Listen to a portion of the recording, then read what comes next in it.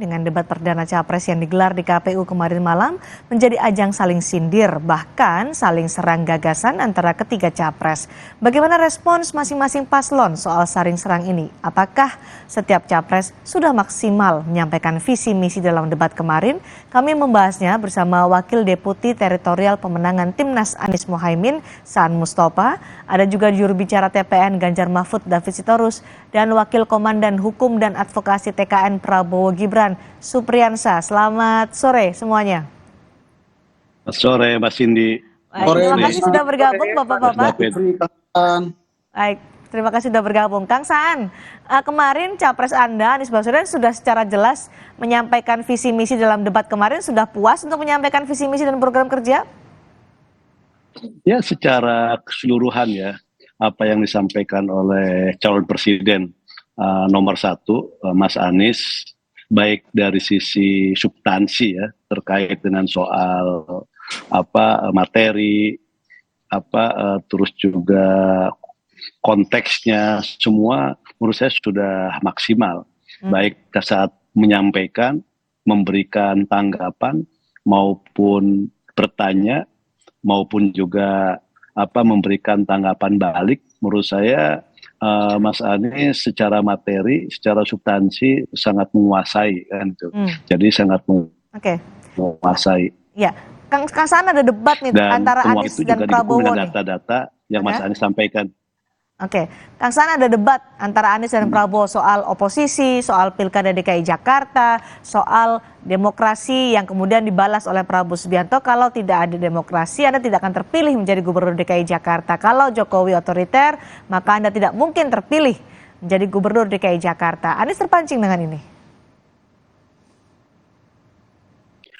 Apa yang disampaikan oleh Mas Anies tentang demokrasi ini kan, ini lebih kepada demokrasi kita memang mengalami penurunan.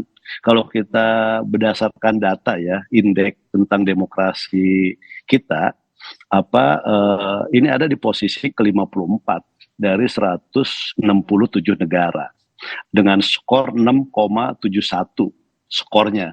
Jadi mengalami penurunan dari tahun ke tahun terkait dengan indeks demokrasi. Kita di bawah Filipina. Kita di bawah Filipina, kita juga di Filipina skornya itu di 52. Ya, jadi jauh lebih baik dibandingkan dengan kita. Nah, kenapa ini kan menandakan bahwa memang ada penurunan dari sisi indeks demokrasi kita. Mas Anies tidak menyebutkan soal totaliter, tidak menyebutkan soal diktator. Itu kan kesimpulan Pak Prabowo. Mas Anies saya mengatakan ada indeks, ada demokrasi yang indeksnya turun, ada ketidakpercayaan terhadap proses demokrasi hari ini. Wajar Mas Anies menyampaikan ini. Oke, jadi misalnya kalau terkait itu oleh Prabowo, penilaian Anda? Jadi ya, menurut saya jawabannya itu di luar konteks, jadi terlalu jauh jawabannya. Misalnya dengan mengatakan mengambil jawabannya itu kan berkesimpulan seakan-akan Pak Jokowi itu otoriter, Pak Jokowi itu diktator. Padahal yang dimaksud dengan Mas Anies bukan itu. Ada penurunan indeks demokrasi yang ditandai tadi dengan data-data yang ada. Tadi prosesnya memang ada ketidakpercayaan terhadap demokrasi. Mau pemilu aja kan pasang surut. Kita pemilu Kang Saan, jadi atau enggak, ada 3 periode dan macam-macam. Kami sudah dapat poinnya, tapi disebutkan tadi adalah jawaban dari Prabowo Subianto keluar konteks. Gimana nih Pak Supriyansa? Mbak Cindy, kalau menurut pengamatan kami dalam debat pertama semalam, kami melihat bahwa Pak Prabowo tampil memberikan penjelasan, tampil menjawab beberapa kira-kira tanggapan dari paslon lain. Dan apa yang disampaikan Pak Prabowo sepertinya sesuai dengan apa yang dirasakan masyarakat pada umumnya. Pak Supriyansa, tadi Kang Saan menyatakan soal demokrasi karena ada debat antara Prabowo dan Anies, ditanya soal demokrasi, Prabowo menyatakan soal Jokowi diktator, soal Pilgub DKI Jakarta, dinilai keluar konteks oleh Kang Saan. Tanggapan Anda soal ini? Kan berbicara tentang demokrasi, maka Pak Prabowo memberikan gambaran kepada kita semuanya, bukan hanya kepada Pak Anies sebetulnya, bahwa demokrasi kita di Indonesia berjalan baik. Oke. Jangan menyimpan dalam pikiran-pikiran kita bahwa demokrasi kita ini terlalu buruk sehingga jauh yang menjadi harapan. Meskipun demokrasi kita ini tidak sesempurna seperti apa yang dibayangkan banyak orang. Beliau mencontohkan kalau demokrasi kita buruk pada saat menghadapi pemilihan gubernur DKI kemarin, maka Pak Prabowo menyampaikan bahwa kalau seandainya ada kekuasaan yang dihadapi Pak Prabowo sebagai pihak yang berada di garis di luar dari pemerintahan, maka tidak mungkin Pak Anies menang. Kita mengambil napasnya di situ. Apa yang saya tangkap bahwa tidak ada kesan dari Pak Prabowo untuk menyerang sebetulnya.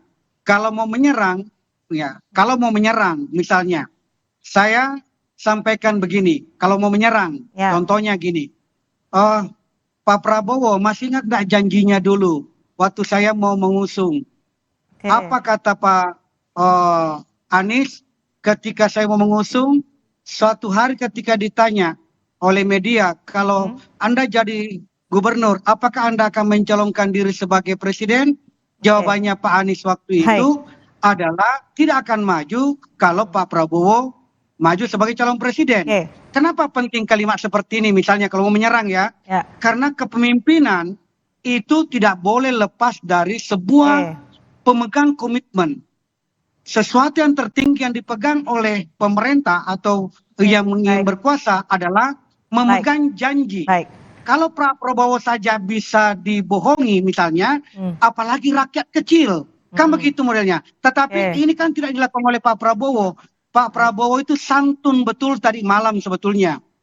Yang saya sampaikan ini menurut prediksi saya kalau mau menyerang. Tapi itu kan tidak dilakukan. Ini pertanda bahwa Pak Prabowo menempatkan Pak Anies dan Pak Ganjar bukan rivalnya sebenarnya. Beliau paling tidak kalau menang bisa saja mengajak keduanya lagi bergabung dalam rangka membangun bangsa ini dengan baik. Pak Supriyansyah, kami sudah dapat poinnya. Pak Supriyansyah, tapi Prabowo juga sempat dicecar soal penuntasan HAM berat dan jawaban Prabowo dinilai tidak tegas oleh Ganjar Pranowo. Komentar Anda? Ya, pertanyaan Pak Ganjar itu telah dijawab pada saat yang kedua. Beliau menyatakan, Pak Prabowo, saya hanya tanya, apakah Bapak akan berkomitmen untuk menyelesaikan pelanggaran HAM berat yang masa lalu belum terselesaikan sampai sekarang? Beliau menyatakan bersedia. Kalau itu menjadi kebutuhan kepastian hukum, beliau bersedia untuk menciptakan persidangan HAM. Itu kan dijawab. Yang kedua dikatakan, apakah Bapak bersedia menunjukkan kuburan para orang-orang yang hilang? Maka beliau menjawab bahwa tentu saya tidak bisa menunjukkan di mana kuburannya. Tetapi seandainya beliau berkuasa, bisa saja meminta tolong kepada semua pihak lapisan masyarakat.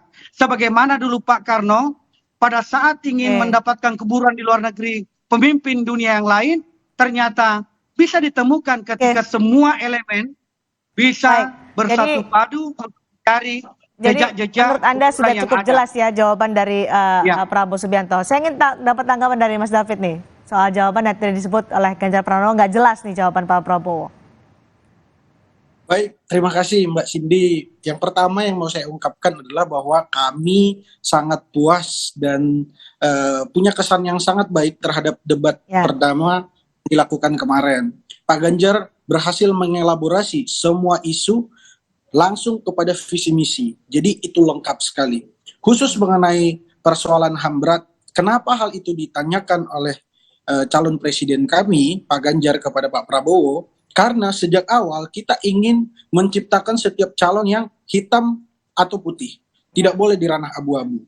Pak Ganjar sampaikan bahwa kita punya komitmen harus jelas.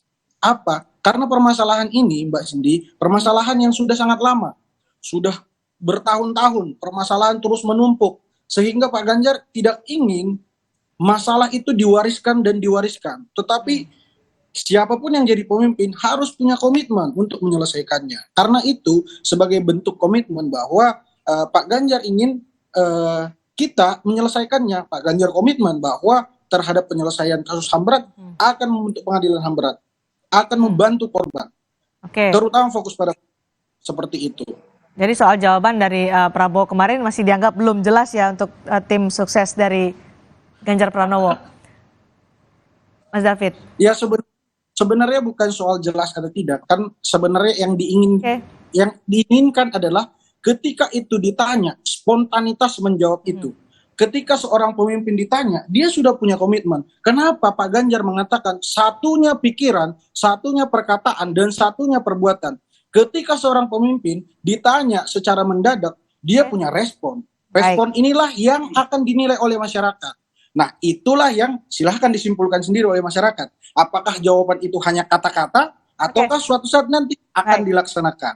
Mas David, apa kemudian menjadi catatan Ganjar dalam debat kemarin untuk menuju ke debat kedua nanti tanggal 22 Desember? Kalau catatan kita, debat kemarin sangat baik ya. Kita berhasil mengelaborasi semua isu. Isu misalnya soal demokrasi. Pak Ganjar menyampaikan jangan sampai terjadi lagi apa yang dirasakan oleh Ibu Sinta, Mas Butet, dan teman Bung Melki yang ada di UI yang orang tuanya, supaya demokrasi kita ke depan baik. Lalu kemudian jangan sampai misalnya korupsi terjadi lagi. Kita semua dielaborasi supaya apa? Supaya kemudian kita punya ekonomi yang baik, sehingga apa? Bisa membentuk program. Program pertama adalah 1 desa, 1 puskesmas. Terutama dana-dana korupsi yang kalau misalnya digunakan untuk pembangunan akan sangat besar manfaatnya. 1 keluarga miskin, 1 sarjana. Itu bentuk dari apa? Dari semua isu yang kemudian dielaborasi menjadi program. Dan evaluasi kita akan pertahankan di debat-debat berikutnya. Kang Saan, apa catatan untuk dari debat kemarin menghadapi debat berikutnya? Ini pertanyaan yang sama untuk evaluasi dari Timnas Amin di debat pertama. Kang Saan? Oh, seperti ada kendala komunikasi antara kami dengan Kang Saan Mustafa. Saya ke Pak Supriyansa. Pak Supriyansa, apa catatannya dari debat pada malam kemarin untuk tanggal 22 nanti? Halo, ya. Apa yang disampaikan Pak Prabowo di awal kemarin ini, begitu beliau memulai kalimatnya, beliau menyampaikan bahwa kami menempatkan hukum, kami menempatkan persoalan HAM, kami menempatkan perbaikan pemerintahan, kami menempatkan isu-isu korupsi, kami menempatkan soal perlindungan masyarakat di atas segalanya. Itu adalah kalimat pembuka Pak Prabowo pada saat debat kemarin malam. Ini artinya apa? Kalau kita sudah membahas apa yang disampaikan tadi, maka jangan ragukan Pak Prabowo soal kebangsaannya, keberpihakan kepada bangsa. Beliau bisa mempertaruhkan nyawa, hartanya, dan seluruhnya karena beliau adalah prajurit yang sudah berhadapan semua orang-orang yang bisa kira-kira mengganggu posisi Indonesia. Semua sudah dihadapinya. Musuh pun dihadapi, apalagi berhadapan dengan anak bangsa sendiri. Saya kira, singkat saja kita akan memberikan ke Kang Saan setelah ini. Singkat saja, Pak Supriyansa. Ya, jadi yang saya ingin sampaikan kepada kita semuanya, bahwa jangan ragukan Pak Prabowo soal keberpihakannya kepada kebangsaan kita. Beliau adalah prajurit. Baik, Pak Supriyansa, kita memberikan kesempatan juga yang sudah rela ingin mengorbankan jiwa dan raganya demi bangsa kami sudah dapat Indonesia. poinnya. Kita akan memberikan kesempatan yang sama untuk Kang Saan Mustafa dari Timnas Anies Muhaimin. Kang Saan sudah bergabung bersama kami? Sudah, Mbak. Nah, silakan Kang Saan. Saya berikan kesempatan yang sama untuk menjawab pertanyaan itu. Apa evaluasi dan juga menghadapi debat 22 Desember mendatang? Ya, dari sisi Mas Anies ya. dari sisi penguasaan materi, substansi itu sudah sangat luar biasa lah. Dia menguasai dari semua topik dan penampilan juga lugas, to the point kan. Jadi nggak abu-abu. Dan tentu untuk tanggal 22 Desember kita akan lebih tingkatkan lagi agar lebih maksimal lagi apa yang Mas Anies disampaikan. Baik, nanti kan juga kita kan menghadapi ada debat Cawapres. Saya ingin tanya ke Mas David dulu, kemudian nanti akan berurutan. Mas David, gimana untuk menghadapi debat Cawapres karena sudah dijadwalkan juga? Ya, untuk menghadapi debat Cawapres saya rasa kami juga sangat siap ya. Persiapan-persiapannya juga sudah matang karena Cawapres kita berpengalaman dari segi kepemimpinan, berpengalaman dari pengalaman-pengalaman di DPR, kemudian Ketua Mahkamah Konstitusi, pernah juga menjadi menteri, jadi sudah sangat lengkap. Sebenarnya bagi tim kami, Ganjar Mahfud, soal debat ini adalah soal mengutarakan pengalaman saja. Lalu kemudian ingin menunjukkan apa komitmen terhadap masyarakat. Dan saya rasa masyarakat sudah tahu pengalaman, rekam jejak, dan apa yang sudah diperbuat, lalu kemudian komitmennya. Tinggal itu saja sebenarnya. Baik, Pak Supriyansa, kalau tadi menyatakan Prabowo menjawab dengan baik pada debat pertama, apakah Anda yakin bahwa Cawapres Anda, Gibran Rakabuming Raka, akan menjawab dengan sama jelasnya seperti yang disebutkan oleh Prabowo Subianto, jawaban dari Prabowo Subianto di debat kemarin? Singkat saja Pak, nanti saya akan berikan kesempatan ke Kang Saan. Ya, ada keyakinan saya yang sangat besar bahwa Pak Prabowo akan memberikan jawaban-jawaban yang benar-benar yang menjadi harapan-harapan rakyat Indonesia. Pak Prabowo sempat menyinggung bahwa kepemimpinan itu harus dekat dengan prinsip Ingarso Sung Tulodo. Itu sempat keluar itu. Artinya apa? Bahwa menjadi seorang pemimpin harus mampu memberikan suri tauladan kepada kita semuanya. Terima kasih. Ini artinya apa? Bahwa jangan melihat orang dengan kalimat-kalimatnya. Saya berikan kesempatan yang sama untuk Kang Saan Mustafa. Kami sudah dapat poin dari Bapak Supriyansa. Kang Saan, silakan. Ini waktunya saya bagi dengan adil ya. Kita akan berikan kepada Kang Saan. Silakan Kang Saan. Ya, kalau soal terkait debat Cawapres ya, kami tidak khawatir dengan Cawapres kami. Karena Cawapres kami ini punya rekod yang panjang dari latar belakang aktivis di dunia kemahasiswaan, dunia kepemudaan, jadi anggota DPR, pimpinan DPR, menjadi menteri, menjadi pimpinan DPR lagi dengan rekod yang panjang, dunia aktivis dan sebagainya. Debat itu menjadi persoalan sehari-hari yang Cawapres kami jalani. Jadi kami tidak ada kekhawatiran terkait dengan Cawapres kami. Insya Allah siap, dan tentu juga kita juga akan tetap menyiapkan semaksimal mungkin agar tampilannya menjadi lebih prima dan maksimal. Baik, terima kasih Kang Saan, terima kasih Pak Supriyansa, terima kasih juga Mas David Sitorus. Kita sudah satu debat sudah terlewati, masih ada 4 debat lagi menuju Pilpres 2024. Terima kasih Bapak-Bapak sudah bergabung bersama kami di Sapa Indonesia Malam hari ini. Saudara, survei Litbang Kompas